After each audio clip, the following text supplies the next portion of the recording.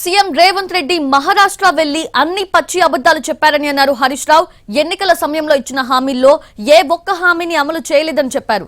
2 లక్షల ఉద్యోగాలు ఇస్తానన్న హామీ ఏమైందని ప్రశ్నించారు.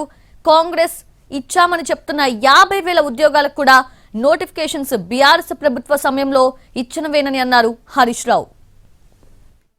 చెప్పిన మోసం చేసిన నిరుద్యోగ యువతను ఆ ఇచ్చిన 50,000కు కూడా నోటిఫికేషన్ ఎవరిచ్చిండ్రు, పరీక్ష ఎవరు పెట్టిండ్రు, ఫలితాలు ఎవరిచ్చిండ్రు, మరి ఎవరు నేను ఉద్యోగాలు ఇచ్చినా అని చెప్పుకుంటుండ్రో నిజాలు చెప్తే బాగుండేది. రేవంత్ రెడ్డి గారు, నువ్వు మహారాష్ట్రలో ఏం చెప్పినావు? నువ్వు 10 నెలల్లో నువ్వు నోటిఫికేషన్ ఇచ్చినావా, పరీక్ష పెట్టినవా, హాల్ టికెట్లు ఇచ్చినవా, ఉద్యోగం ఎవరిచ్చిండ్రు?